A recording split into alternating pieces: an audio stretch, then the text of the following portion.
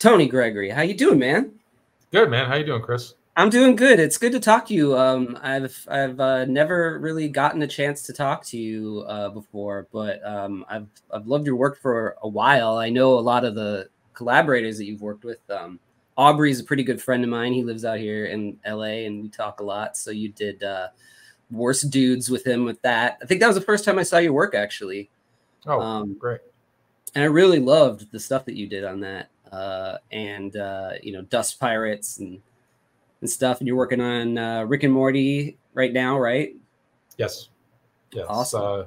Rick and Morty Youth and Rick Vault is the name of the series. First issue drops August 21st through Ronin. It's written by Mike Morisi, colors by Josh Jensen. It's a Awesome. fun little Rick and Morty series about going through adulthood, like Morty starting to age and become rebellious, and Rick is seeing him pull away from him, and we come to find out that Rick has created a alternate world of like 12-year-olds, and they're all starting to revolt against Rick at the same time. So while Morty's going through adolescence, there's a whole world of 12-year-olds who are also revolting against Rick. And then we come to find out that there is a Revolution version of Summer and a Revolution version of Morty, who is like the antagonist protagonist. It's kind of murky because it's Rick and Morty, and I feel like right. Rick's always ends up being the bad guy in Rick and Morty, Yeah. But so and then the wackiness ensues, and then they go to the Revolution world, and the Revolution world leaks into their world, and it's kind of. I gotta check that out because that show goes so hard. It's got to take a full room of writers to be banging out the hilarity that thing does in just like such quick succession. Yeah, it'd be cool. I want to see what it's like to have one writer do a comic on it version of it. It's interesting. I haven't checked one out yet, but the Rick and Morty books are pretty good. That's what I hear. I've read it. Yeah, Ryan. Are you familiar with Ryan Lee, the artist Ryan Lee? Mm-hmm. Yeah, he did a whole run on Rick and Morty that was fantastic. Like, now I got to check it out. And I went deep into it a little bit once I got the gig, because I wanted to like see like how far he pushed the art style within his art style, and like what I could quote unquote get away with, while appeasing the licensor. So yeah, and the books are pretty cool. Like, it's kind of like Rick and Morty is an episode is like they go into another universe or multiverse or whatever, and then the adventure happens. And then a series, obviously, you can go like 4 to how many issues and kind of explore it a little deeper than even like the episode, like a show, because you're not hampered by a 30-minute time limit or whatever. So right. Oh, that's awesome. Yeah. So this is your comic book gene pool episode. This is where I pull cartoonists in, and we kind of talk about a book that like inspired them or inspired their style or made them want to do comics. And you picked Frank Miller's Ronin, which, speaking of hilarity and sci-fi hijinks. Yeah. When you think humor, you think Frank Miller. So. That's right. So I know, like, I was like getting into comics like around 1990, 1989, 1990, and the graphic novel, like the trade paperback of this, was always like on the shelves somewhere. And I would see Frank Miller, and I had Dark Knight Returns, I loved that. Mm-hmm. And I always like misread it as Robin. That's a weird looking Robin. Is it like Robin? Oh, Ronin. Like, I didn't know what that meant, like, even though, like, sure, I watched like, samurai movies and stuff, but I don't think I ever really paid attention to anything like that. And, I would see the cover and I'd be like, I don't know. This doesn't look like this awesome Rob Liefeld stuff that I'm into right now, like, for sure. And so I think I looked at it a couple times and I kind of went, oh, this looks like it's more like for adults or something. So I never really got into it. And I read so many of Frank's stuff after that. I read through all the Martha Washington stuff. I read all the Sin City stuff and, like everything really. and I never read Ronin. I hadn't read it until I finished it about 2 hours ago. And so, glad I could be glad I could be the window into Ronin. Oh yeah, man. And the thing is before lockdown, there's this bookstore here called the Iliad, and they had this absolute edition, and I grabbed it, and it's just been sitting on my shelf. I hadn't read it it's been what, maybe 5 years since I got this, so I'm glad I finally got to pull it down and take a look at it. There's a lot to say about this book. I've got my copy right here. This is the copy I got back in like 1980, whatever it was, when I was a kid. Yeah, that I've kept. That is the original. I mean, I guess it's a reprint from 1987. This one. Yeah, well, I think it was released in issues because they hadn't first even. Printing. This is the first printing, September 1987 of this. There we go. Because there is a Jeanette Kahn does the introduction in here, and it's kind of interesting. It was interesting to read through that about how it was just kind of a moment where, you know, the 75, I guess, Siegel and Schuster they were talking about started to like fight for their rights for Superman and stuff like that.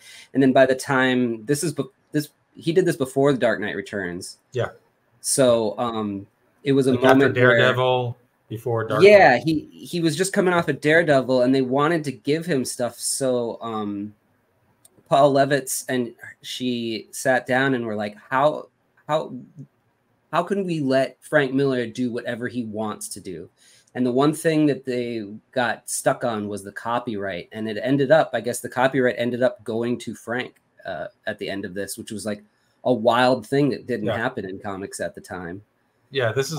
I remember because I did look up. I did some research before this, and some of the stuff I had heard and kind of loosely understood, it was kind of validated that this is basically a creator-owned book. Like this is his creator-owned book. He owns this still to this day. Yeah. So there's no, and for him, it was like him just kind of getting out of Marvel and then kind of being a free agent and kind of going to DC. And this was like him just kind of, he said, taking off the handcuffs, like the shackles, and just a full expression of where he was as an artist and as a person and the story he wanted to tell.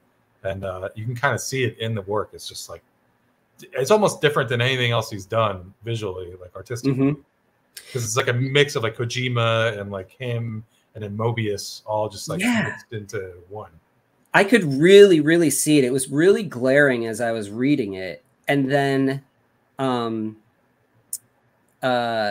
it kind of talks in here about how, 76, they were kind of looking overseas at the Metal Hurlant stuff, and people were kind of starting to see how, even though they couldn't read it, how adult stories could be told and with fantastic art. And they were all sort of like drooling over that. And then 77, I think, Heavy Metal started translating the stuff. And then shortly after that, Epic started releasing the Mobius stuff and a lot of that stuff. And I think it seems like that is where this sort of sea change happened, where with Frank, he's kind of started doing more adult-oriented stuff with this Daredevil run. But then, seeing all that stuff, there was like a snap. And the same thing sort of happened when the British wave came over with Alan Moore and Neil Gaiman and stuff. I feel like, like looking over at the stuff that was going on in Europe, and then it was getting pushed into here. It was just interesting to think about it that way. Yeah. But you can definitely see like the Mobius and stuff. And he's trying out all sorts of crazy stuff in this. Yeah, the mark making in this book, I love it. Like this opening sequence is almost like Lone Wolf and Cub. Like really, it really is. Yeah, it's like especially the action stuff, like the panel layouts, the way he does it. It's Yep. You can definitely see the influence. Yeah, he already had copies of it. He was already looking at that at this point, and I'm sure that's where he got that was the seed for the idea for the whole thing. The mark making, like you said, it's really wild to look at. It seems like it's almost all brush. Yeah, brush or nib. It might be. or just really pressing hard with a nib. Yeah. Because every single mark looks like a sperm. You know? That's creation, right? Yeah. And I was Yeah, thinking, like, is he drawing these on like massive boards? Because I know that like now he does it, but then I looked it up and no, it was like 12 by 17 was the first 2 issues. And then for issue 3, he moves to larger boards. Okay. So you'll see a bit of a change in the mark when you get to 3. How big did it get? Like how big was it was like 15 by 20 or something like that he was using. Okay. So it wasn't that much, but well, it's big enough, you know. Yeah, that's pretty big. 15 by 20. I mean, that's yeah. I'm working on my book I'm working on right now. One of the books I'm working on right now is I'm working on it 19 by 24. Oh wow. And it's helpful for a lot of things and it hinders a lot of things. Yeah, sure. I mean, it's got to be like you can really lay in some line work, but then it's like you kind of feel it would be like a little overwhelming or intimidating, all that space. Yeah, you got to keep all that in mind. But I like to be able to have some details in smaller panels too. Sure. And I like to use my arm, and it feels like it gives the brush a different look once it's shrunk down too. Yeah, I kind of feel like working larger too, and everyone else seems like they want to go smaller, and I'm like, I want to get bigger. Yeah, because they want to kick it out the door. This one I only have to do. Well, I don't have to do anything, but I'm doing like a page a week and just kind of like hitting it here and there when I have a little bit of spare time. You know. Yeah, like on Rick and Morty, I'm like in the fucking. Sorry, can I cuss on this? Yeah, of course you can. I'm in the fucking like get it out mode. Yeah, so yeah. Yep. It is it's Rick and Morty. It's and I mean, and it's comics on a deadline. It's kick it out the door. Yeah, kick it out the, which is it's kind of fun. It's a nice exercise to like, hey, this is my deadline. This I have to get it out and I have to work. Appease the license there. It's kind of cool thing to do. But anyway, back to Ronin. Yeah. Stop talking about that. So my exposure to Ronin is I don't remember how old I was. It was in the 80s. I was born in 76. So I grew up on comics, reading comics. Like comics taught me how to read. I did reading like the old Batman, the Mike Barr, Jim Aparo, Batman stuff from like the late 70s, early 80s, Neil Adams stuff. That was the stuff that my dad used to read to me as I would go to sleep. And like, we would read the same comics over and over again. And I would like kind of basically, he would try to change the stories to like, because he'd get bored of like reading the same comic to me over and over again. And then he'd change it. I'm like, no, Dad, that's not how that story goes. It goes like this, like Two-Face locks Batman in the cage and whatever.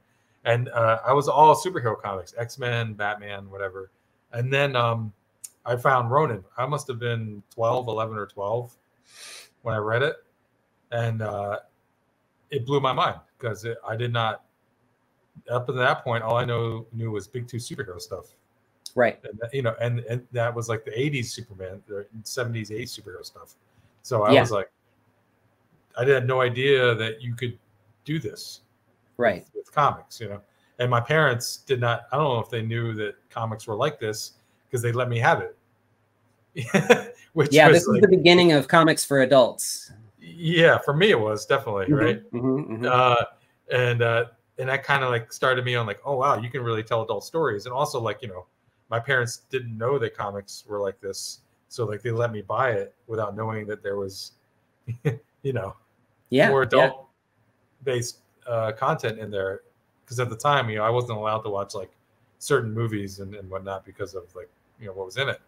So like this kind of started me on the journey of like, oh, you can like really like tell illicit stories in this medium, and got me totally like into like telling stories. Even as a kid, I was like, okay, this is so fucking cool. Like, it's funny because you're 12, you're starting to go through puberty, and you're like, this isn't. That's lame, and the guy's in tights and whatever, who cares? But then I'm like, oh no, this is badass. Yeah, exactly. It's funny, you're not the first person that's been on this show that has said like, I wasn't allowed to, watch certain things. But this comic squeaked by my parents' censor, and it sent me on the path for the rest of my life. Yeah, pretty much. You And also, know? like at the time, like this is in the mid '80s, mid to late '80s. So like, I was super into like kung fu movies and like karate magazines, and any magazine that you could buy throwing stars out of, and Yes. had ninja stuff on it, American Ninja, Bruce Lee movies. Like Yep. I love all that stuff. So this Yeah. was like right up my alley. I was like, oh, there's a about a samurai, a masterless samurai, and it's a comic. Sign me up. This is right up my alley. So It's funny how it hit you different than me, because I'm only a year younger than you, and maybe I don't know why. Maybe it's because like other things were happening in the industry when I was like first saw this, that kept me like hooked. That it just went to the wayside. But yeah, it's crazy. I was super into all the Image stuff in the '90s too. So I was right there with you. I was buying all of it. Yeah. Rob Liefeld, Todd McFarlane. I mean, Farlane was the GOAT back then for me. Yeah, I mean, I always talk about to people like that about how Image was exciting and stuff, but when it actually launched, it kind of all fell flat. It was the stuff that led up to Image that was the good shit. Yeah. I super into Spawn. Spawn was I loved Spawn when it first happened. Yeah. The first run of it, when McFarlane drawing it and everything, and that back then I consumed all of it. Liefeld, I was a little bit like, even back then I kind of felt his art was a little too wonky for me in spots, but like I enjoyed it because it was just so big and bombastic, and it was engaging. It grabbed you, Yeah. But I was more like Jim Lee, McFarlane, Silvestri. Those were like the guys I really loved. Right. Then. Yep. So this thing, this story actually is like really good. Like I have to say, as a fresh reader. So he starts you off as this like in like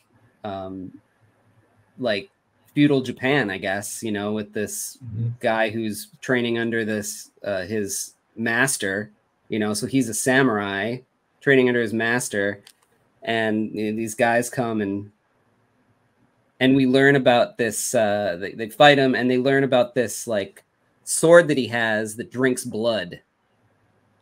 Very Moorcock influenced, I bet. Like, I wonder where that first came from. The idea of like a sword that has to drink blood. That's got to be from like way back.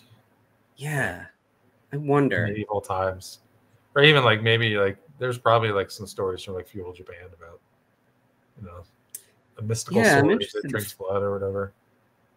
I'm interested to find that out. But see, he's using all kinds of techniques here, like this, I don't know. It's like, I don't even know what you'd call this hatching, where it's almost like a fence, but you like fill in just these little weird grids. Yeah. There's different ways of doing that. And then, he's got like the long hatching here, and he's doing the splatter effect. There's a couple times where he does the splatter effect, and it's like, it radiates out from a center. And I don't know, I'll point it out if I spot it when we get to it, but I don't know how he did that. There's got to be some sort of masking, right? Yeah, it has to be masking, but for it to perfectly radiate. Yeah. Like, did he put it on one of those things that spin? Like. Yeah. Maybe he said, I use a toothbrush, like an old toothbrush. Yeah.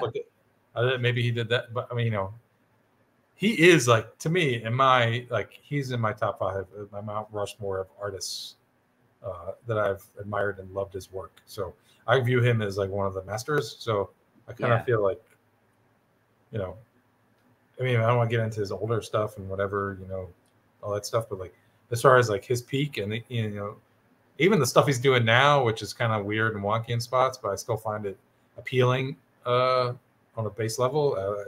It appeals to me. So like this stuff, and then DKR, and then 300 and Sin City, obviously, like all that stuff is just like, to me, peak comic art. It doesn't get any better than that. Well, here's the thing: is he really had a grasp on storytelling like very few do, and every once in a while I'll feel like I have it, and it's fleeting. but I'll feel like I have it, and I'll feel really great about it. Like these guys, they had it all the time. It was just part of them. And, Yeah. you know, since he's writing it too, it just flows so well. Like, I don't know about you, but I would rather read a singular cartoonist's work than a writer artist combo any day of the week. I just always just flows so much better. Yeah. Yeah. And for the most part, know, yeah. I mean, there's certain teams that work well together, and of course. But yeah, for the most part, yeah. If it's like also like, you know, working on books, when you're writing your own thing and drawing it, it definitely just feels more like organic, and like you intrinsically know what your next move is going to be, so you know, like, you know, how you're setting things up, you know, right. Yeah. moving the camera around, setting where you're posing the characters. And because, you know, you read scripts sometimes and it's like the writer doesn't understand the left to right concept of like speaking order. And then like in each panel, like one character is speaking first, but then in the next panel, like another character is, but then that other character is speaking second. It's like they're mixing it all up, and like, well, no, they're all sitting at a table and they haven't gotten up to move, so I can't move them around. So now you're making it harder on me to, like, you know, why do that? Like, just keep it that, you know. But anyway. I know exactly what you're talking about. So we kind of get into how, you know, the master is sort of a little bit of like, you know, he likes his women, he likes to drink, you know, but he's got this crazy sword, you know, where basically nothing can touch him. He's just like amazing with it. Yeah. This woman here feels very Sin City in her, you know, dancing and even her face and stuff. She allures him. She seduces him into the room. Yep. And we find out that it's this demon, you know, that this sword is meant to slay. It's his you know, biggest enemy. And he left the sword, he didn't have the sword on him, the master. So the demon was just able to stick his thumb right in the back of his head. Yeah, just a poop. Agate, I think. As Agate? Yeah, Agate. Yep. Yeah. It's such a crazy design for this guy too. Yeah. He's a eunuch. And for these faces too, the thing is it wasn't until recently that I saw those Guido Creepox or Creep. I don't know what his name. How to say his last name. Books. Italian guy. Yeah, and when you look at his work, you go, "Oh, that's where Frank Miller got his faces from." It's pretty wild, but it's like looks just like Frank's faces. But the way that he's doing these markings, you see, they're like really heavy here, and maybe you're right. Maybe that is a nib, but he goes really heavy, and then thin, and then heavy again. Well, yeah. When you use a nib, when you use it, and if you like, you can do the thin, but then you put pressure on it, and it causes that little tab mark. Yep. You know. Yep. For me, it's like the because I've tried using nibs on like Dust Pirates, for example. I drew most of that with a nib, like a traditional nib, and it got so tedious by the end of it, where I just was like finding ways to not use the nib. Yeah. Like, oh, you know, I can use the brush here, and I was busting out zebra pens and I was like, because it's just like so much constant like dipping and yeah.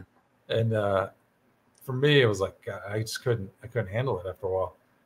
Yeah. And then it's like with a nib, it's like so like if it's hot out and it's dry, then the ink dries, and then it's like a constant struggle to keep the nib kind of like wet, so to speak, you know?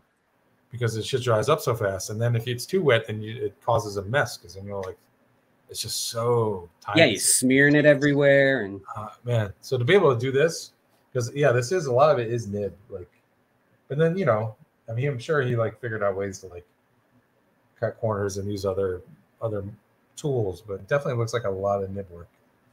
Yeah, if you look at the foot, like he's like doing on every little plane of the foot there. Yeah. You know, it's like, God, man. Yeah. And these layouts are just so cool. He's just so inspiring, because it's like you can tell this is him. like getting out of done with the Daredevil. Yep. Like, because he's drawing Daredevil in a different way. He's probably using a nib for like a lot of the simple line work, and then he's filling it with a brush. Well, like Klaus was inking him for a lot of that. Was he? I know. Like, was he even inking any of his stuff, or? I think he inked some of it, didn't he? I thought he inked some, but maybe I'm wrong. Maybe Klaus is doing it all. But with this, he's like just he's definitely like just letting it loose. He's like, all right, yeah, he's going for it. Free of it. I'm free of the shackles of the corporate comics. So this demon kind of turns into an eagle and takes off. He has the sword now, and he's got this scar on his face from it, and from it turns into an eagle and cuts his face. So now he is a samurai with no master, so he's a Ronin. Mm-hmm. And that's how we get the title of the book. And then all of a sudden, as we turn the page, his master's talking to him about how, he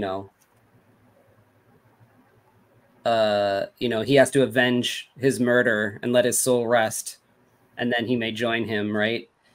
And then all of a sudden we bounce into like the far future,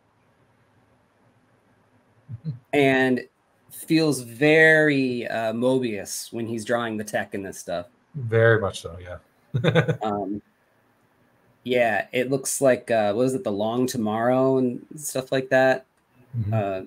Especially these faces and stuff, and the gear that he has here. Yeah, and it goes to this guy who is like, we find out he was born with no arms or legs, and he's in this facility where they're trying to like train him to use these like almost biological cybernetic limbs.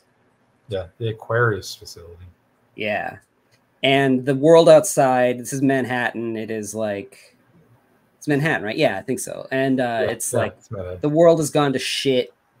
Mm-hmm. He draws like the people who are like, living off of scraps, a lot like he drew like the bag lady in The Dark Knight Returns, with these like circles on their face, and welts all over them. They're basically like mutant cannibals. Right. And then this is the big facility in the middle of the place that this feels like the Akira shot, just with the scale of it. Very much so. You can see all the influence. I mean, he is really laying it on. Yeah, and it's on his sleeve, but he's making it his own too, which is crazy. Totally.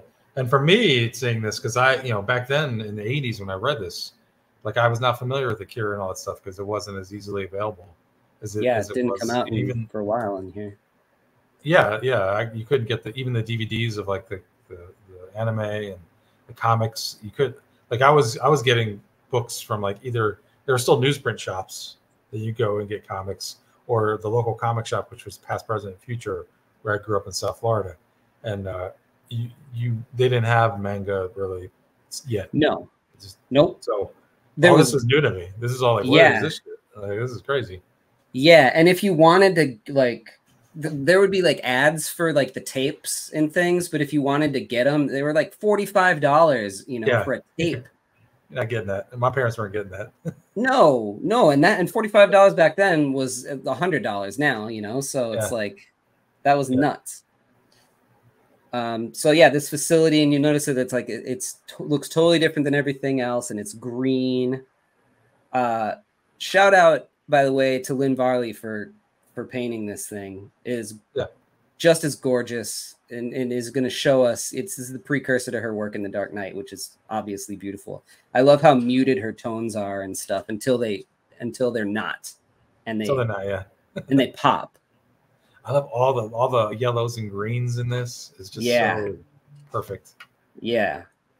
So we're introduced to like the head of security, this woman here, and he talks about like it's very of its time too, because he talks about how they're like an equal opportunity employer.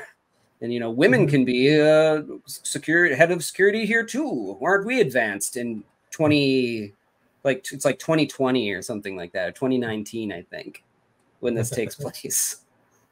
He's very prescient though with the AI stuff and so I was gonna get to that too. This story really is like This is all happening right now to Yeah. some degree. It's really crazy. Yeah. And also, like, if you look at like that facility is kind of like the Bezos facility in Seattle, or I mean, it's like that sort of like corporate tech overtaking a city, Silicon Valley type shit that we're all dealing with now. Yep. And like you have this beautiful facility and everything around it is going to shit. Yep. And that's kind of like what's happening in a lot of these cities where you have these tech people overtaking things and gentrifying everything. Yep. They talk about the security, how like it doesn't, read your breath, I think it says, or something like that. So your DNA, basically, like these lasers will cut you all to shit. Again, this looks very, very much like the Inkall or something, where he's they're on this like elevator thing flying through. And then this is the AI, that we'd call it now, this supercomputer that is sort of running the whole facility and talking to this limbless character, training the limbs, and they're looking crazy. at it. Yeah. And the way that they kind of like show it on the screen is by these like he does it by like these ticks, It's almost like, I think some of that stuff too, it's like, I wonder if he's using well, that's definitely ticks. Certain spots I'm wondering if he's like using whiteout or whatever to like he's laying down the heavies and then taking it out with the white. I'd be curious to see what the originals look like on some of it. Not maybe that panel, but but back to the previous page, that one elevator panel. When I was a kid, it always made me think of Metroid. Yeah, for some reason. I don't know why. In my like 12-year-old brain, 11-year-old brain, it was like. Yeah, it is very video game, especially with the bricks down the side like that. Yeah. Yeah, like I'm gonna go down and catch a power up or whatever. Yeah. Now I want to play Metroid. Yeah, for real. Love Metroid. So he's showing how strong he is with these limbs, and he can like bend all this crap. And these like Meta Baron looking earphones on this guy. You can finally see his body. He's like very dumpy looking. He looks like a super nerd. He's not like a handsome man or anything like that. Yeah.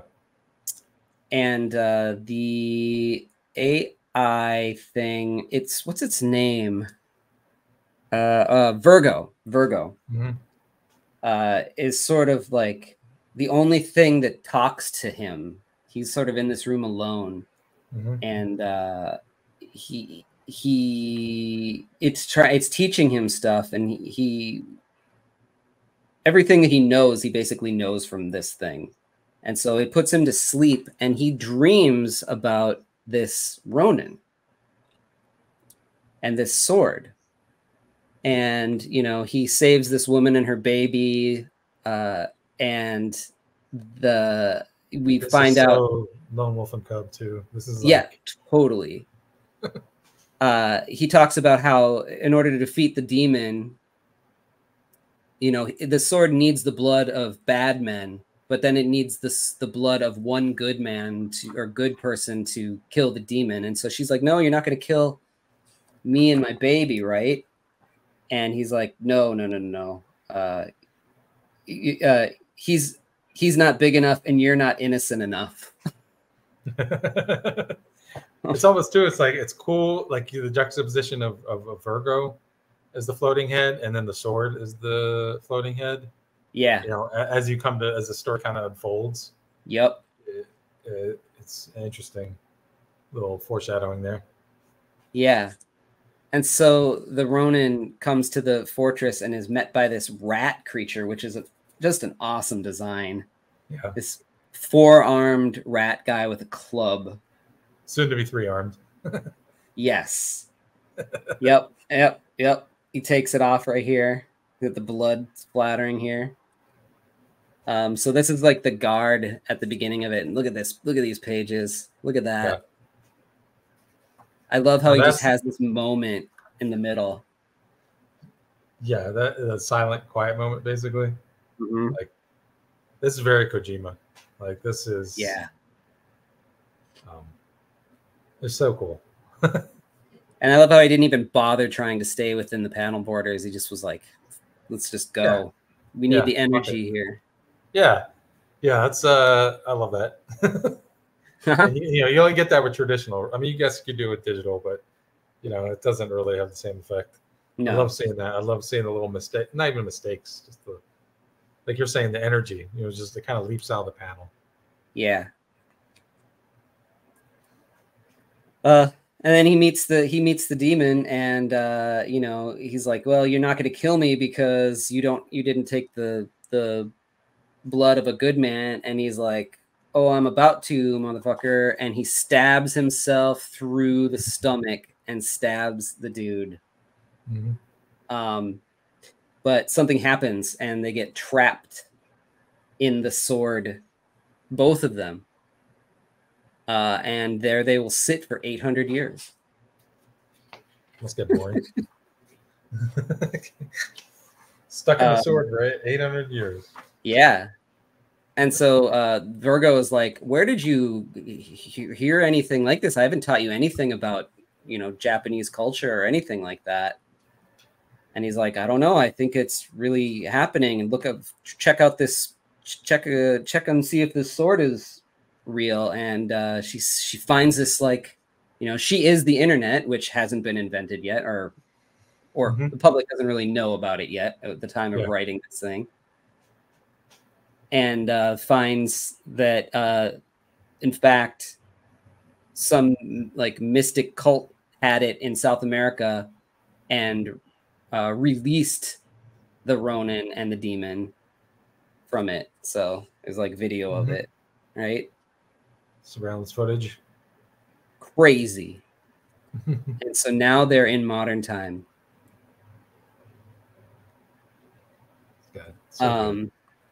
Not only that,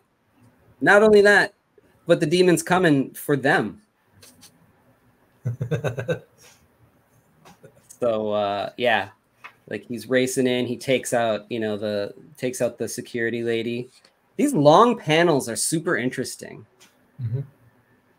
I wonder why he chose to do like these giant vertical panels. I guess it's for pacing reasons, but it's hard to draw in big vertical panels all the time. Yeah, it's all about composition. Yeah. Right? Like trying to figure out what part of the figure, like in that next to last panel of the demon, it's like, how much of the demon do I need to show? Right. You know, and then it's kind of but also I wouldn't want to read a whole book that's all vertical panels, but I like it breaking up the action in that way from a standard format to like that. And it's like kind of, especially for dialogue, I enjoy it because it's just you're reading down. Yeah, yeah. Know? The dialogue flows kind of odd on some pages, but it works. Yeah. And when you read it as a cohesive thing, when you get here, it is very like staccato, like boop, boop, boop, boop, boop, you know? So it works. But man, I mean, I've laid out some pages that have big vertical panels like that and regretted it immediately. Yeah. He was doing it here, like, you know, the little insert panels here on the bottom are just yeah. I love that large panel, the larger, you know, background panel. It's just so fun. Just all that. This drawing feels very Fife to me. I don't know why. Well, you know, Fife loves this stuff, so yeah, you definitely can see. You know, he of all people is like definitely, you can see the influences. Wears it on his sleeve. Yeah, oh yeah, for sure. So like as the demon breaks in to come and take out this guy, the Ronin is also there and starts to manipulate him and kind of take over his body and, you know, form himself into, you know, his former self. He gets ejected by Virgo to save him, and then Virgo blows the place with the demon in it. I love this panel. This is so Frank Miller. Yeah. Also, I've always loved that first panel of him, like with the hands, where he's kind of like within the first panel on the spread that you. Oh, on this page? Yeah. That one right there. For some reason that was so evocative to me of the demon just holding, like staying within the hands, like holding himself up. And... Yeah. Yeah, and it shows the scale because you know how big this demon is. He's like a huge guy, you know, and like yeah. So you see how big these hands are. Yeah. And what's cool is you can see like she used like colored pencil or something in here. That was another thing that they were talking about, how to reproduce this right, because it was just at the time that comics were going from newsprint and Baxter paper was starting to come out that was taking the ink better and showing things whiter, and you could actually like reproduce things nicely. And this was their first book that they really pushed towards the direct market for comic shops to try to support them. I thought that was pretty interesting too. So, you know, like from the pages. Yeah, that would look like shit on newsprint. Yeah. Yeah. I mean, how would they do that? It's not like they had scanners back then, right? I don't know. No, yeah. I see that gets muddy for me. There's plenty of people who know how that stuff worked, but I don't really. Back then I know that they did it Blue Line, you know, with the acetate on top of it. But then how that got reproduced, I'm not exactly sure. Especially with the texture, like I understand like laying down the watercolor or whatever, and then marking like, oh, this is the dye to use or like the thing to use. I get that, but how do you get the texture? I'm not sure. There it is. Boom. Boom. The pink. Yeah. So they blow the place. And then here's the demon. He's just pissed, and he's like, you know, he's gonna figure out how to take this place over. And he's like, oh, I like this place. It's like all, you know, it's all desolate out here. Oh, I can really take advantage of this. Yeah. And then we go under the ground for you know, they're trying to salvage. These guys are trying to salvage pieces of the buildings. Time has passed, and this fucking awesome panel of the Ronin coming out of the water. Yeah. It's like he's like pieced together with like mech like tech and yeah, like cybernetic parts and organic tissue. So cool. So this is the end of book 1. This is a 6-book story. Maybe we should cook through the rest of it. And if there's something that you wanna point out, let's do it. So here's book 2. I love like when he like some of the tech that he draws, especially as it goes further in, as they get into the Aquarius building. And you kind of show like the layers of it, and you introduce McKenna. I just love like the details of it. Yeah. It's like you feel like you're descending into the building itself. Yeah, and there's even here like these bubble kind of buildings. Again, they look kind of Drew-ish. Yeah. Here it looks like he painted it with duo shade. So I was like, how did he do that? Did he lay down screen tone? No, but it looks like washy. And then I look closer, and all the lines are going this way here, and when it gets darker, they're going the other way. So it's got to be duo shade. That's cool. Big duo shade cityscape is awesome. Yeah. That nun. Yeah, the nun. She only shows up here that one time, but you know, that's Frank's Catholic upbringing showing through. I don't think there's any swastikas in this. Oh yeah, there are. Yeah, there are.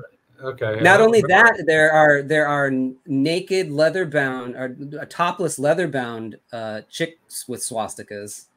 Oh, well, there you go. It's Frank. It's got to be in there, right? It's not a Frank Miller book unless it's got that. And he drops faces. And the racial slurs that he drops in here are insane. Like, whoa, no, like it's like so cringy. Very much so. In 2020, whatever the hell we're in now. Yeah, I mean, because you could say this book is also ableist because of Billy and his situation and how that is portrayed. Yes. And then, I mean, I'm sure if you talk to Frank or anyone, they'd be like, oh, well, that's, he's just representing the reality of what this person went through. And either it's for the Ronin dealing with the racial slurs, or Billy being disabled, Yeah. like, that's just the reality of the situation. So, I mean, there's I guess it depends on like I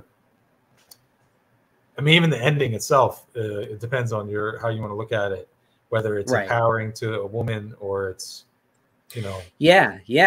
I was thinking about that the whole time. I was like, where's he coming from with all of this? Just, I guess we'll get to the end and we can go over it at the end. I don't want to jump too far ahead, but right. Yeah, and just looking at it through a lens of modern times, it's pretty rough in some spaces, because even like the psychologist, or a psychiatrist that's in here, calls Billy a retard. Like, oof. Yeah. Well, but that was in the 80s too. That word was not. Oh yeah. That's just what people with the mental disabilities were called. Yeah. I love this leather design too, because you'd almost miss it if you didn't look close enough at it. It's like Frank, my friend. He's on that Claremont vibe, huh? Yeah. On this channel, we're going through. John Coates and I are going through the entire Claremont X-Men run. So I've never read it, and we're only like 3 episodes in, so I know that there's some stuff coming up that's going to get quite interesting. I mean, already with Storm and her outfits. Yeah, there's definitely some Leather Daddy stuff in there. Yeah. So he gets the shit kicked out of him here. They beat the shit out of him here. Yeah. And see, I always know that he's spitting in her eye, spitting the blood in her eye. Yep. Swastika there already. All right, there you go. I forgot about her. It's very much like DKR too. If you go back to like when they were beating the shit out of Batman and the mutant leaders beat the shit out of Batman in the pit. Yeah, I guess he's got to go to the lowest low point, Yeah. Look at that. And then we come back and we have the demon coming back here. He is going to inhabit the body of the like head of this company. Yeah, McKenna, right? Yeah. And I love how he just like crumbles into nothing and then is reformed. Like, it's so gross. You put on those glasses with little bits of himself still left on there. Yeah, I think he like literally used like his fingerprint. It's great.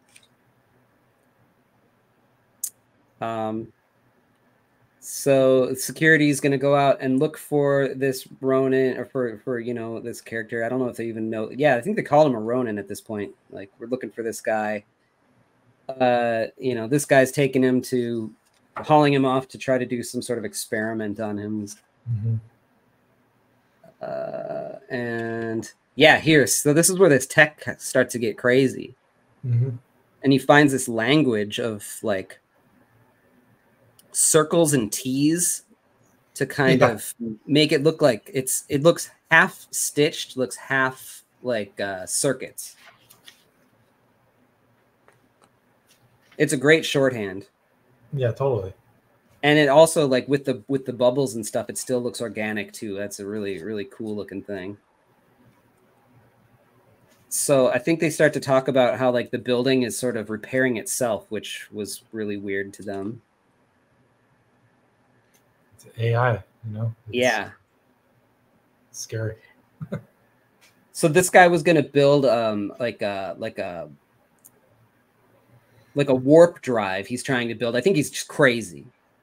Out of like parts that he scavenged, and he found the Ronin, and the Ronin's like arms and stuff will suit well for his last piece, but the Ronin isn't having any of that. And then as he cuts the arm off, the arm like strangles the guy to death.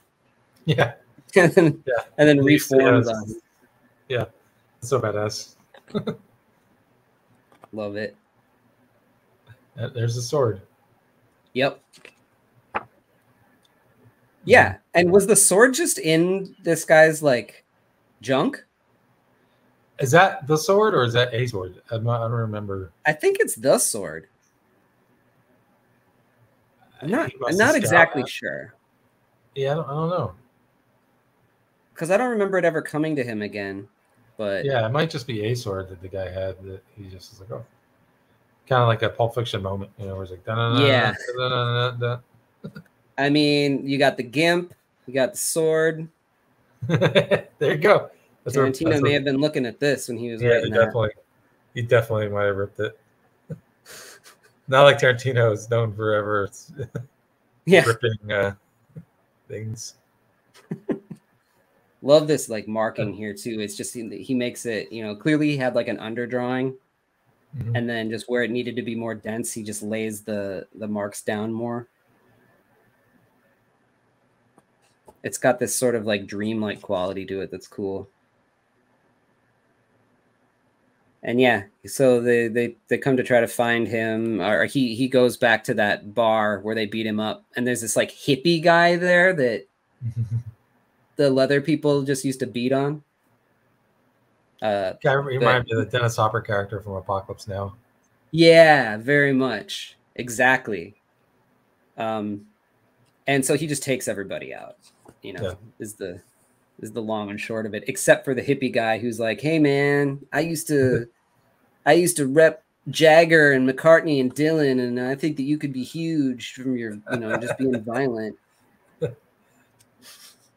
So weird. Violence, man. It's like music with soul. I'm not into violence, but you know. And then they're met outside by some people that were looking for him, and you know, I think he just like around to book 3.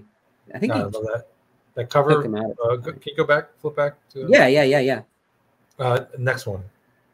Go forward. Forward. Oh, okay. Yeah. To there. I always love that image. Yeah. The colors, the composition. Were these like intro pages in the original books, I wonder? I don't know. Is that the cover to the 3rd issue? I don't. Maybe they're the covers, but it seems really wide. Yeah, I think that might be the cover. Like it's I don't know, because like I said, I only got the right. Yeah. The trade when it came out, so I don't know. Is that even in here? It's got to be in here, right? So he's really good at confusing you with the time periods too, at some points on purpose. Yeah, because Billy. Sorry. Oh no! What were you gonna say? Yeah, well, yeah, Billy's kind of go. You know, the whole thing is kind of like a dream, so it's like right. It all gets mixed together, like you're saying. It's on purpose. It's so intentional. Yeah. So you open here and with this horse, and he's got this like, you know, bridle or whatever you call it to put on this horse. This horse is so weird looking. And then you got these like cavemen looking people, and I was like, are we back? Like, who would in the future would have this like this horse gear, and why is this horse running around? Wouldn't be running around the city. You got these like cave people looking thing, and we must be back in Japan. No, we're not. He's found a horse in the middle of New York City and this thing, and these are like yeah, that's what they refer to them as, like bums that lived under the ground, and as they bred, they because you know, like homeless people are less than, of course, you know, in this story. Of course. Good old Frank. Really cool way to almost like film. Yeah. As you go down, you know. Talking about how he took out the guards, you know, and this is like secure, like body cam footage before body cams existed.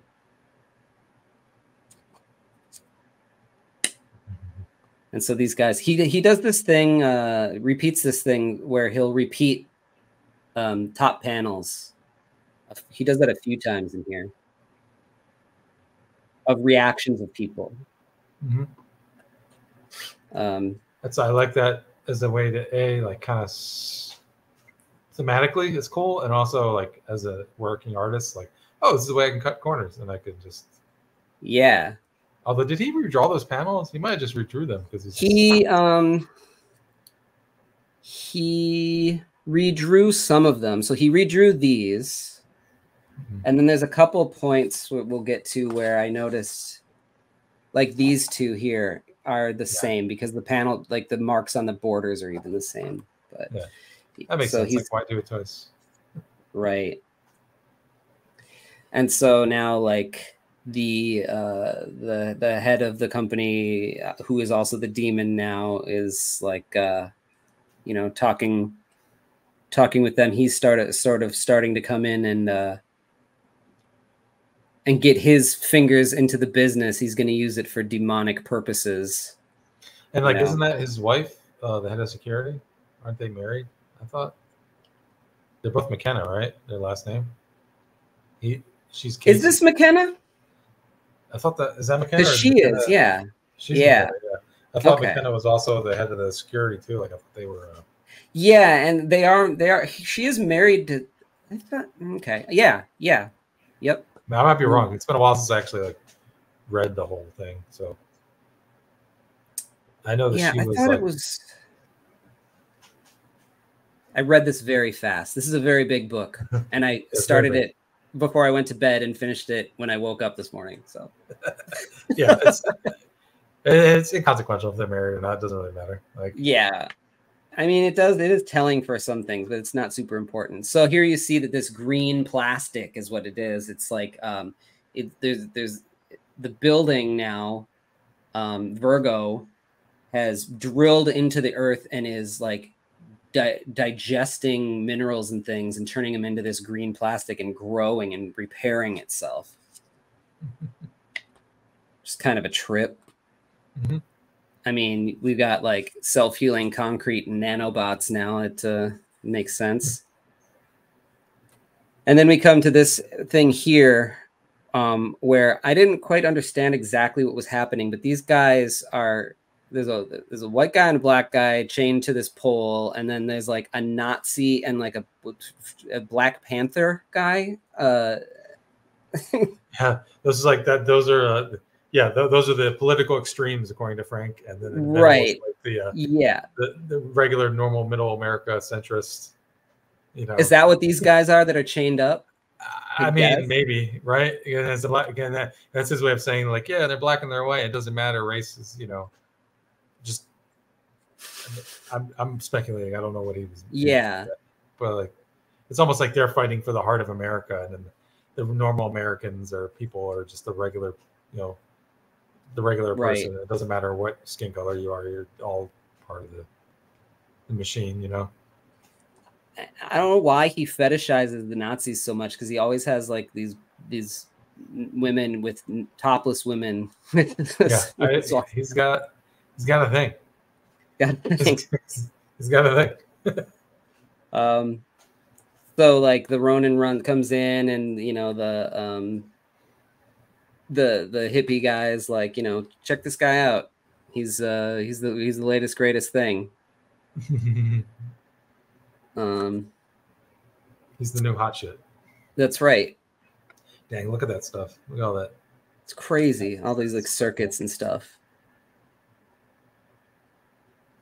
And so the demonic head of the company here, Mr. Taggart is what they're calling him. So it's not McKenna. Not McKenna.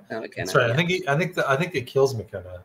He does. Yeah. McKenna gets wise to it. He's like another piece of the company. But you know, this tech was always supposed to be to help heal the earth and stuff like that. And now he's trying to sell it to these Japanese bidders as a weapon. Because you know, demons just want to destroy the earth. So sure. Of course. So he the hippie guy, in order to like have him you know, show off his skills, has him walk into this like black owned bar and shout the N-word, and so that starts things off, where you know, and he's pissed. He's like, I knew, you know, like I didn't know what I was saying, basically, and you sent me in there. Like that's not cool. And like, he's like really sad about it, having to do that, you know. Yeah, I'm sure Frank was sad to write that. It's like, no, I'm gonna piss people off if I don't have that. Yeah. Yeah, and here's where we find out that she and he and this they're, what's his name, yeah, that they're together. And this is interesting because she has this really short hair here, and one of the next times we see her, she's gonna have like really long hair, and it doesn't seem like she's been gone for a while. So I thought that was interesting. Yeah. It's time is kind of it's hard to pin down how long the story takes place, like how much time takes place. Yeah, goes by over the course of this too. So right. You keep like, oh, you know, it was months or, you know, weeks or days. It's like, yeah, because there's periods of time where characters are like the Ronin's out of commission for a while, and it's like, well, how much time is he out of commission? Right. How much time were they underground? How much time were they in prison? How much, you know? So the hippie guy is trying to like hook up a score for them. The Nazi wants him to go kill the head of the Panthers. And then they keep flashing back to these guys that are hooked to this thing, and like something is touching his leg. And like blood or something, or is that, what is that? Is that like a pool of blood? Is that what that is, or is it? I don't know what that is. I couldn't figure it out. He says that they're cold, and then you see this hand come up and start to grab him.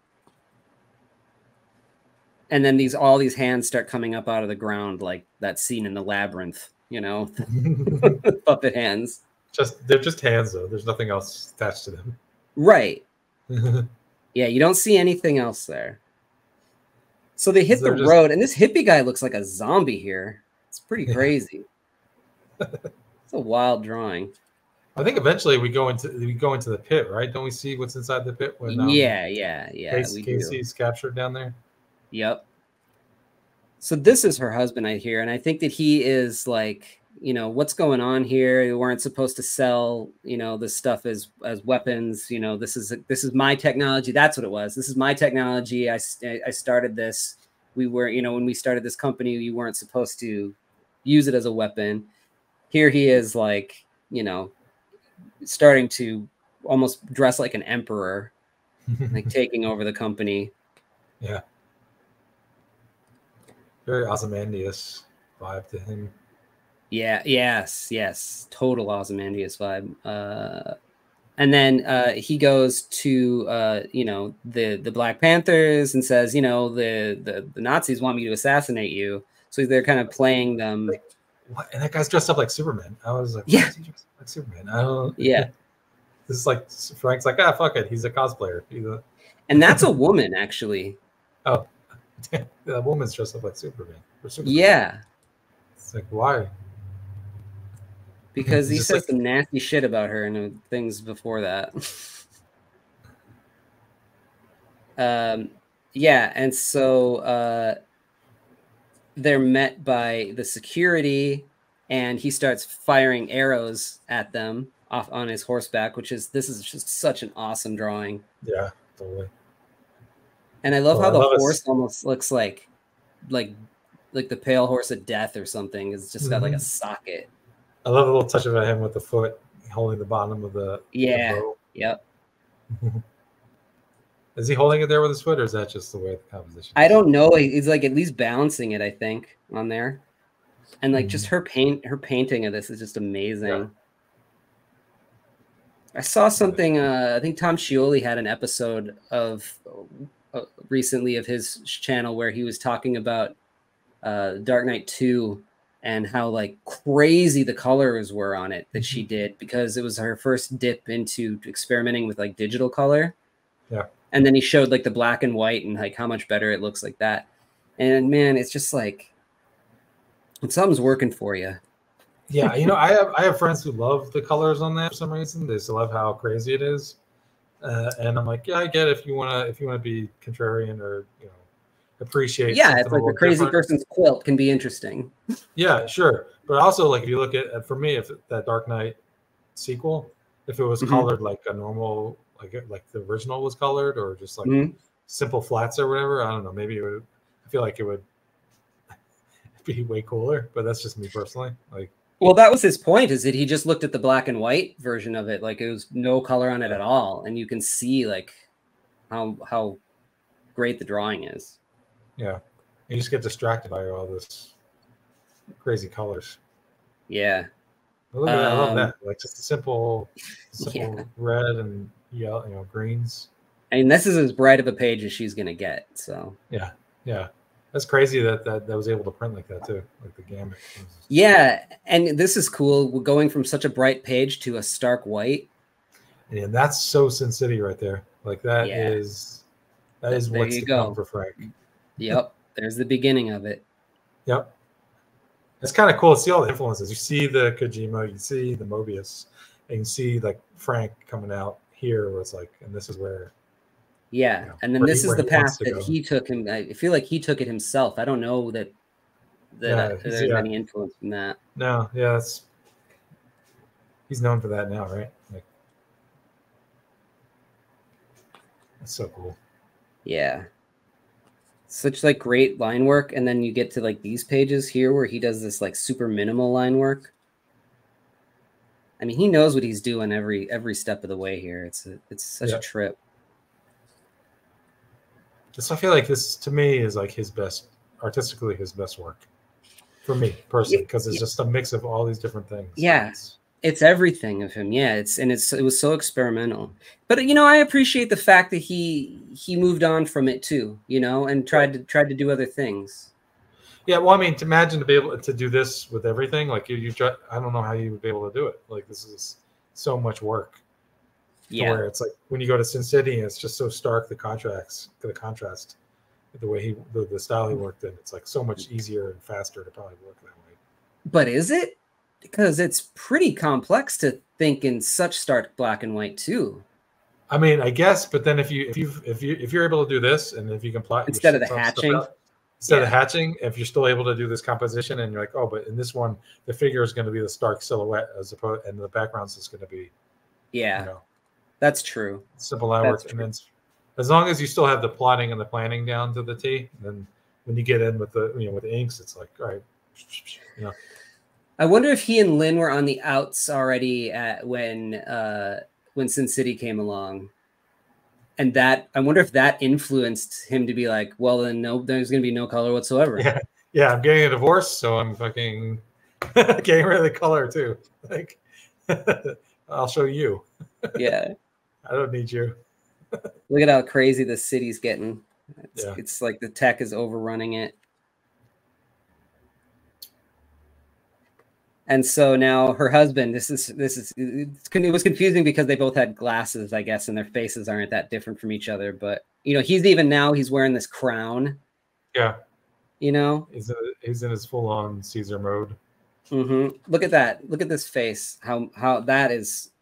Mobius could have drawn that face. Yeah. Yeah. Definitely. That's wild.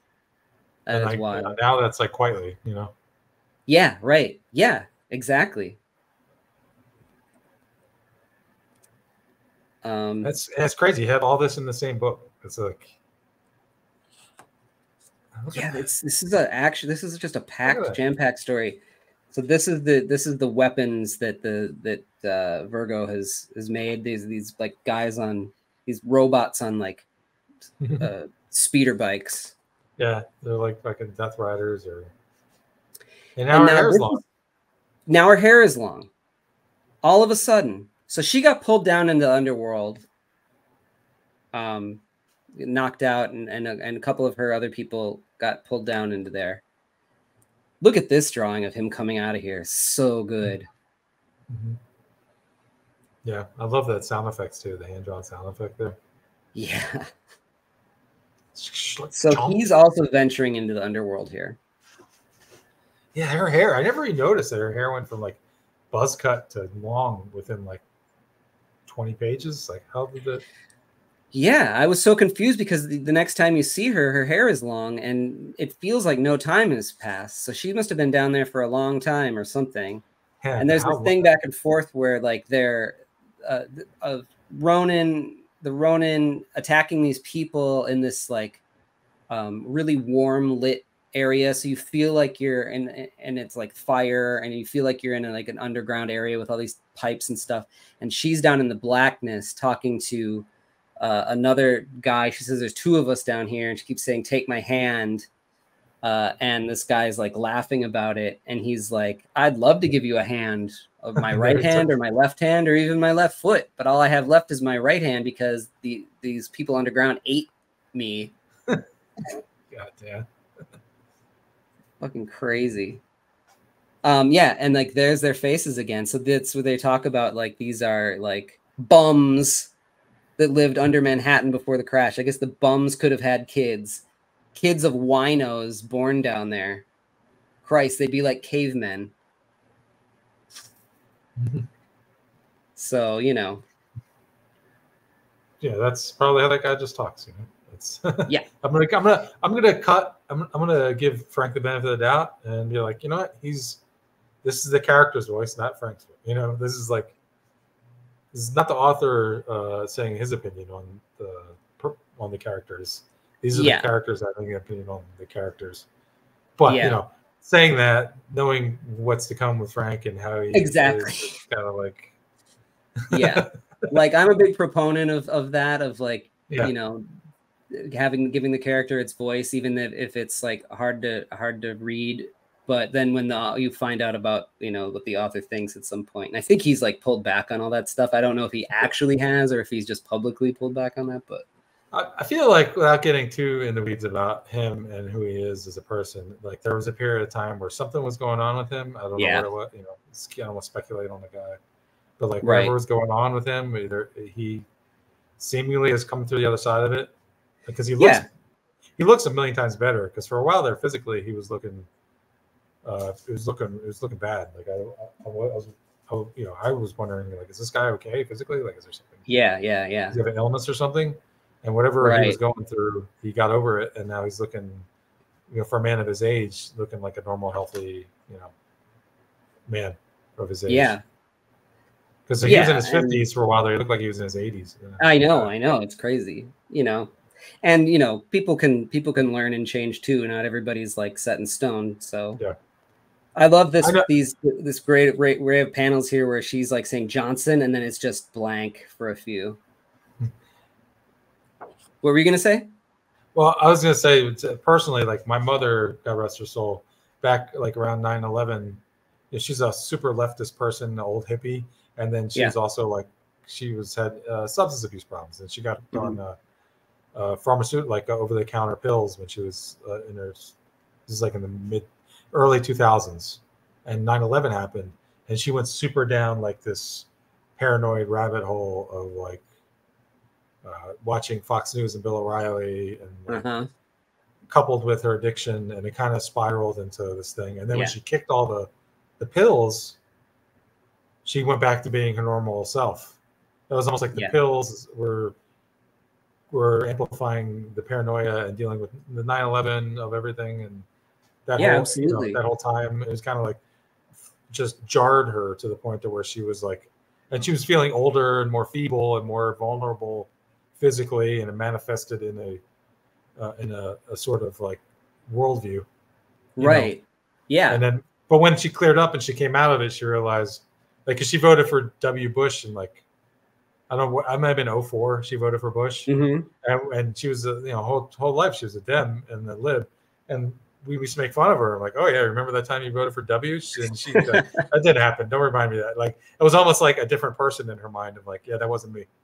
You know, that was me under the influence of like oxys and stuff and like that. Absolutely. Yeah. Things like that can spin a person out and make them not themselves. And then if, you know, back in the day, or if you're not a public figure, you know, you can come back out of that. But, you know, if you're a public figure and have access to social media and you say something.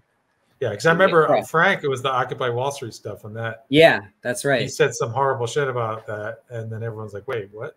Like you don't support workers? I thought you were all about like especially with this book, he was all about workers' rights and creator-owned rights, and owning your stuff. And then like these kids are protesting, Wall Street, and he's like talking about them getting a job. And, what are you doing? It's like, it's like, bro, you sound like the old guy yelling at the clouds. Like you've become that guy. He there's those hands again, and then they overtake her. Just such great effect. I mean, like he's just got it, and just to be able to know and have the confidence to be able to do that.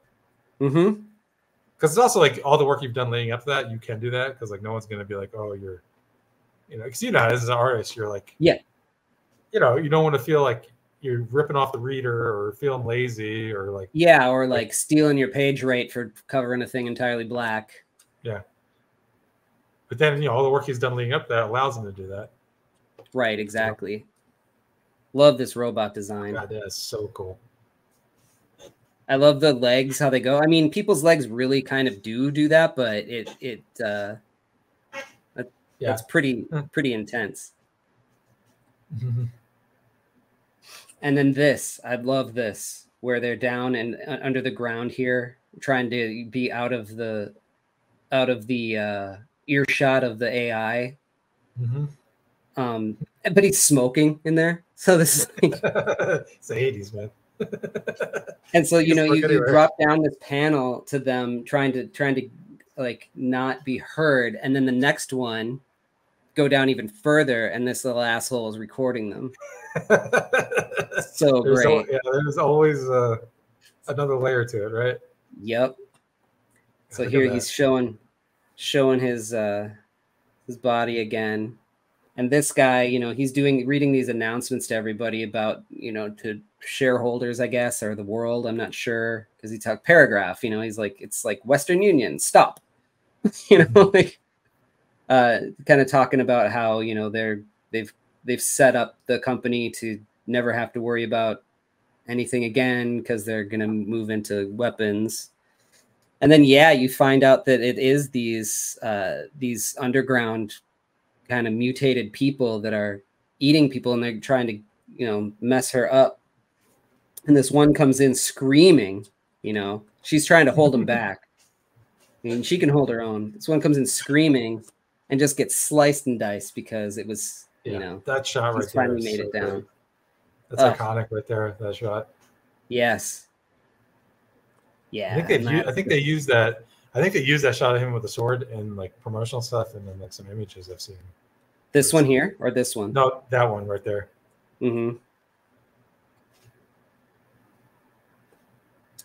So he's gonna, her husband's gonna try to go in and kind of take this AI out. He's figured it out that we're getting to the point where we're kind of realizing that it's the AI that's pulling all the strings here, and that none of the Ronin stuff is real.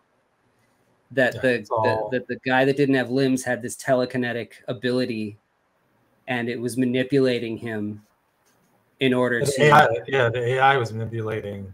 Yeah, because the AI wants to take over the world. Yeah, and so sort of planted this dream. Yeah. Yeah, how prescient is that too? It's like this AI's. I mean, I guess that's been going on since before Terminator. But like he was all about like, this AI is wanting to take over the world, so they're going to manipulate this telekinetic to use his ability to help reach that end. It's crazy. So yeah, he comes in and slices and dices, takes them all out. I mean, come on. Yeah. And it's so cool how when the Ronin's on here, there's like no dialogue, and you speed right through it because it's action too, and it's just and it should be. And then you get to the technological stuff, and it's like all dialogue. Yeah, look at that. The pace is just crazy. Look at that shot. Yep. And then you get this like moment after he kills all those mutated people, where they like start to have this like moment. He's brushing her hair back, and And she loves him. She's already fallen in love with him at this point. So it's she is falling in love. She's falling in love with him. Yeah. And meanwhile, her husband is down here under the ground, and is kind of seeing this demon thing come. Maybe he doesn't know that the AI is controlling it yet, but he's finally realizing that the demon is, real.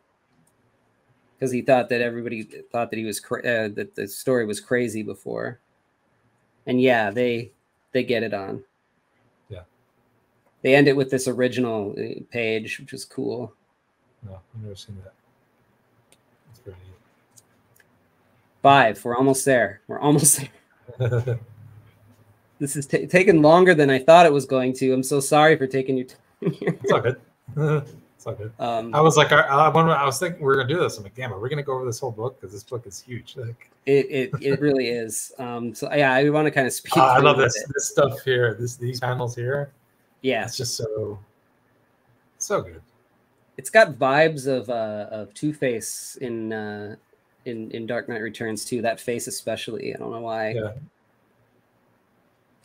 Also, like a lot of Edward Rousseau from 100 Bullets. Mm-hmm. I don't know, man. I guess I see, like, because he's showing his influences here and what he was reading at the time, and then going forward, I see what people have done since, and it's like I wonder how much people took from this, and, from other things. Right. I have to imagine a lot, because I mean, this is like, for me, Ronin is his, like, the artist's favorite Frank Miller. Yeah. It seems like he has him as like Ronin, because it's like, artistically it's so experimental, like you said, and he's just trying for all these different things. And also, of all of his books, this is the only one that was never adapted into like a movie or I'm shocked. Anything. Yeah. I'm really surprised. Which almost makes it like the cool, hipstery artist's favorite Miller. Yeah, because hasn't been exploited and kind of overexposed to the general public, to where it's like it's still a hidden gem somewhere. Yeah, exactly.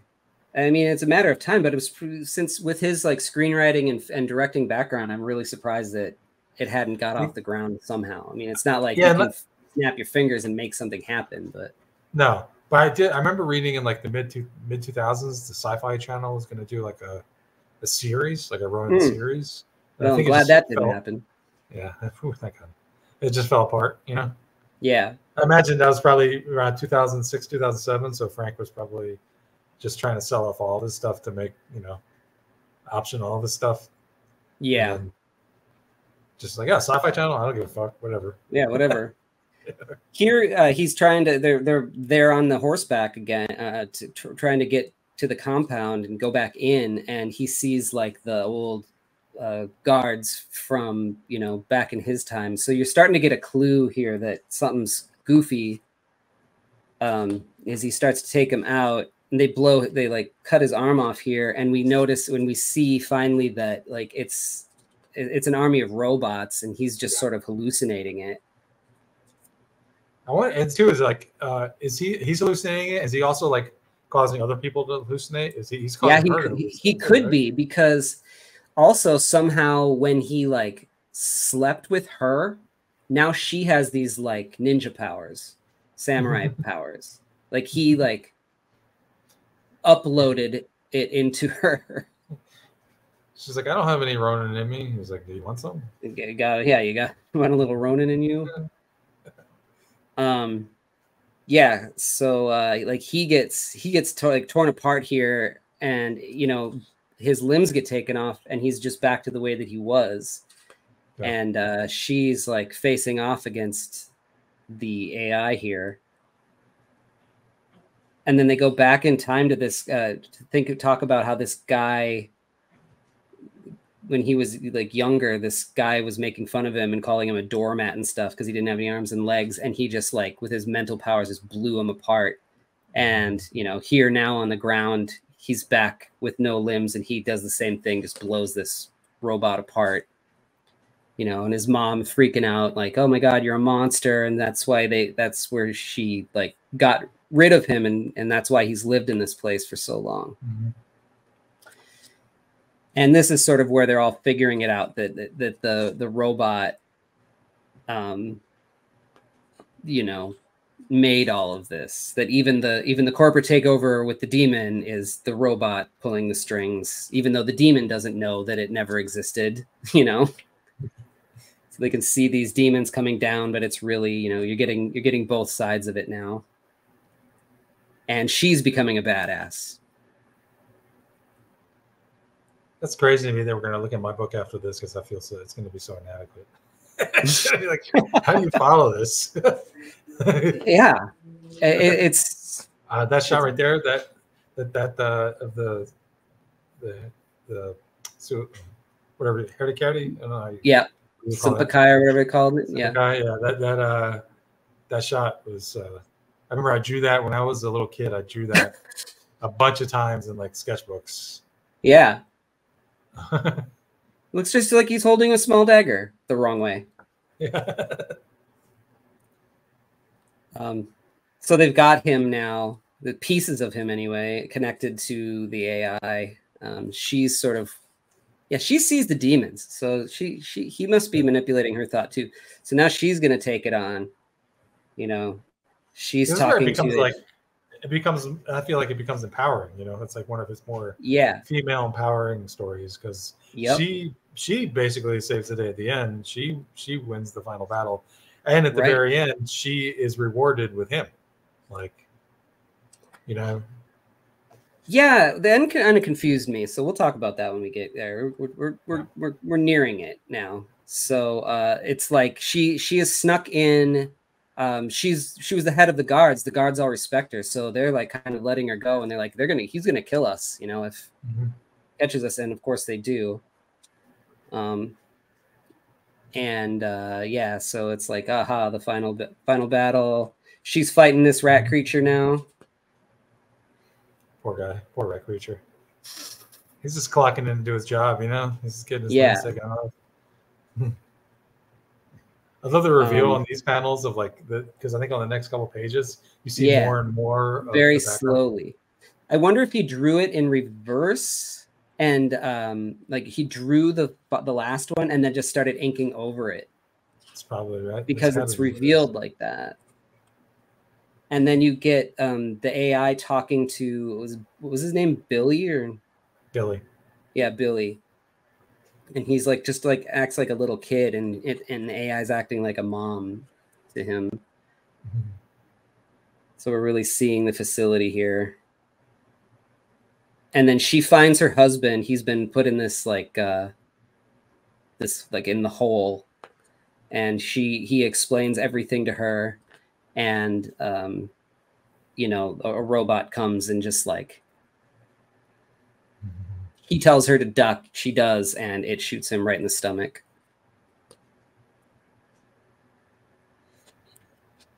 And here's the reveal of the whole thing. So yeah, I bet he just drew this and then just started putting black on it, and then they just put it in reverse. Yeah. Look how cool it is. Jesus Christ. Bam. Wild. Wild.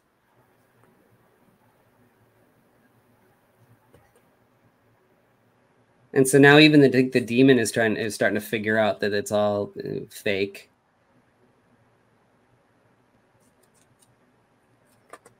And she's getting further and further in. And then the AI put her husband back together. That's evil. That's evil. sadistic. Yeah.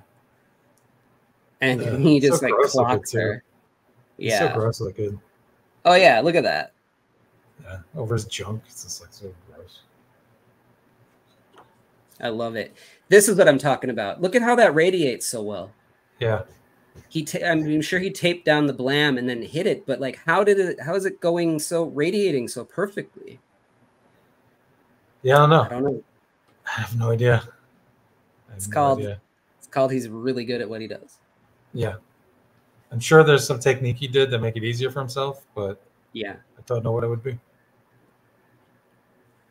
I mean, I guess you kind of see how I imagine you do the initial where it's like, okay, it's going to radiate, and you focus on spots to add more to it, like the further out, and decrease it as it goes in, to give the illusion of like you just did it in it was like a simple thing, but in reality, Yeah. probably took him 3 hours to do all that. Right. And I wonder if that's on the actual page. I'd be curious to find that page. I wonder if it's on like, Yeah. Heritage Auctions or something. She goes and finds him. Oh, my love. How touching, how sweet, She says this is all bullshit and blows his brains out. And that's really all that she needed to do. Yeah. Simple end. But that to me is like perfect because it's like when you see these like final boss fight and someone has a weapon or a gun and it's like, why didn't you just shoot him in the head? Or like when the Joker's trying to kill Batman, it's like, just shoot him in the face. He has a whole, he wears chest armor, but his whole mouth is open. Just put a gun in his mouth. Blow his head off. Like, what are you doing? Yeah, then she convinces him to kill himself because he shamed himself by allowing a woman to. And now drive it up into your heart. And then Billy's in there too. Billy's like holding her. He tells her to shut up. It tells the AI, "Shut up, mama," and then it all like blows apart. And how do they deal with this in the? I don't know. This is huge. Like this explosion, and maybe it's just page turns, but after everything is blown up, then this is the last page where she's standing here with him. So is it like in her mind that she assembled him, or like I don't understand how he's there. I mean, I don't know either. I don't know if it's a vision or if it's a ghost or a spirit, or if it's the last, Billy's set. But Billy like clearly blew up all of New York and saved her, right? Yeah. So she's left. So he protected her, and I guess there's different ways to look at it. You can say it's like she's the hero of the story, and at the end she's rewarded with her true love because she conquered the the evil, and this is her reward, so to speak. It's him, or like it's a ghost and it's a vision, it's apparition, or who knows? I know that he was making a sequel, or he did make a sequel, or he was working. Yeah, Ronin 2 just came out. Yes, I don't know if it's addressed. It probably is addressed somehow, but maybe it's not because it's Frank and he just doesn't, doesn't give a fuck. I don't know. Yeah, who knows? There's some back matter, concept sketches. It's cool. Yeah. Poster. And the scans of the art. Kind of cool in this Absolute Edition. Yeah. Wow. Look at that. So cool. Well, awesome, man. Thank you so much for like taking like an hour and a half to talk about Ronin. I did not mean for it to go that long, but it's a good story. Yeah, it's worth it. It's definitely worth the time. Yeah. So Tony, where can people find you on the internets? I'm on Twitter, Instagram, Toni Gregori, at Toni Gregori. On Instagram, my name is spelled Toeknee. So, Toni. Yep. Got a little cute with it. And then I'm on Blue Sky, and now I'm on Kara, which is an artist portfolio site. So I'm on there, Toni Gregori, same thing. So cool. And also, yes, elcaminoart.com. You can find me and my friends, Ramon Villalobos, Ibrahim Mustafa, Brian Level, and Justin Greenwood, and myself. We formed Artist Collective Studio, elcaminoart.com, where we will we repost stuff. We're doing art drops. We're doing newsletters. You can sign for the newsletter and see everything that we're doing. Pretty soon, we were talking last night about starting our live streams. So that'll be happening soon. And awesome. All that is at elcaminoart.com, and that is on Instagram and Twitter as well. So cool. I'll pop that in the show notes too. And go out and buy or go online and buy some of Tony's awesome art. And dude, thanks for popping by and taking a look at that. I really appreciate it. Yeah, you're welcome. It was fun. All right. We'll talk to you soon. Join my Patreon to see my work before anyone else, plus score physical sketchbooks, mini comics, and commissions delivered right to your door, and reading my new books, Something Seems Off and Three-Headed Pigman, as they are made. Go to my website to order original art, commissions, and my books, Lost Angels, Spectral: A Showcase of Fear, Chaotic Neutral, and more. Gray Matter Drip, The Art of Chris Anderson is available now from Cosmic Lion Productions. Here are the upcoming conventions I'll be at the time of this recording. And don't forget to like, follow, and subscribe. It helps spread the word. Thanks.